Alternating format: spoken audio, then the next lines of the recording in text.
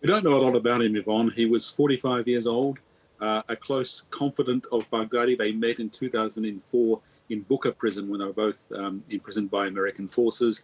He was with al-Qaeda at the time, left prison, went back to al-Qaeda, but in 2014 swore allegiance to Baghdadi and to ISIS and was apparently groomed to succeed him. But beyond that, he's been a pretty low-profile, shadowy figure. Of course, he's had to, hide to conduct his leadership. He's been plugged in, we know that. He's been giving orders, but he hasn't been that sort of charismatic, high-profile figure that we associate with, the former so-called Caliph, Baghdadi. And Greg, there were concerns civilians were caught up in the killings in the raid. What has Joe Biden said about this? Well, he's at pains to point out that he's in special forces at great risk to the special forces in a pretty audacious operation, much like the killing of bin Laden, helicopter special forces going in. They didn't use drones, they didn't use airstrikes. That would have been very easy. But they thought a family on the first floor of this 3-story apartment building didn't know who Qurayshi was, had no connection with ISIS. He had a deputy on the second floor. There were people living all around. They thought the best way to spare civilian lives was to go in there with special forces. It seems pretty successful, but it's always risky, and there's always civilian deaths. They're claiming that most of the deaths occurred when powerful explosives were detonated in the third-floor apartment of al-Qurayshi, and that caused the loss of civilian life. But, it's hidden in a fog of war, of course.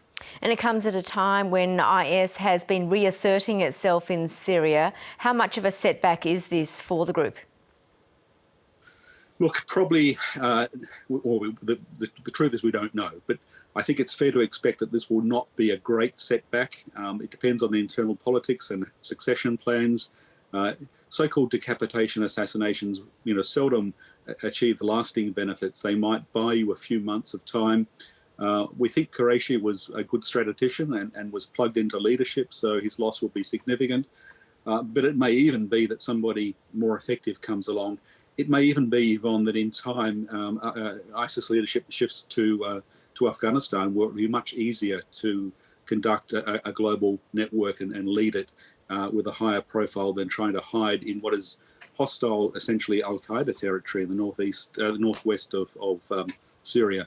So, it's good news. It was a remarkable operation, but it's not really going to change things too much. Would you expect any retaliation over this killing?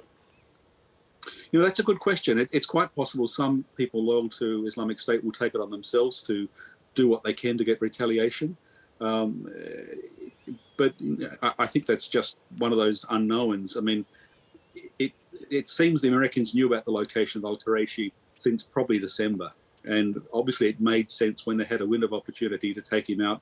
They probably got more intel based on that prison siege where he was communicating with people behind the siege. So it's understandable they did what they did, but it doesn't magically make the problem of Islamic State go away. All the conditions that saw it rise in the first place are now present in Syria, in Iraq, in Afghanistan, and unfortunately also in Africa. And in Afghanistan, what kind of impact might this have on ISIS-K there and its operations? Once again, we really don't know, but very likely it won't really drag them back. It may even give them opportunities. It may even lead in the longer run to the centre of gravity shifting more towards Afghanistan, of course, depending on other factors in Afghanistan. But they are running their own operation. And indeed, that's the way that both Islamic State and al-Qaeda are working nowadays, that they sort of run very decentralised, locally led operations. And that, makes for a global insurgency that's really hard to fight. And meanwhile, and finally, there was concern when the Taliban took over that opposition from ISIS-K could further destabilise the country. Has this come to pass? Yes. I mean, the short answer is that it's getting steadily worse and worse. ISIS-K is stronger than we thought it might be, and it's gaining strength at the cost of not just the Taliban's leadership, but, the miserable circumstances for the people of Afghanistan. It's a reminder that we can't just walk away from Afghanistan. We owe it to the 40 million people of Afghanistan, but also to the global community. I mean, if we walk away from Afghanistan now, we're likely to see ISIS-K grow up to be something that really is truly a nightmare. Greg Barton, appreciate your analysis. Thank you. Thanks, Yvonne.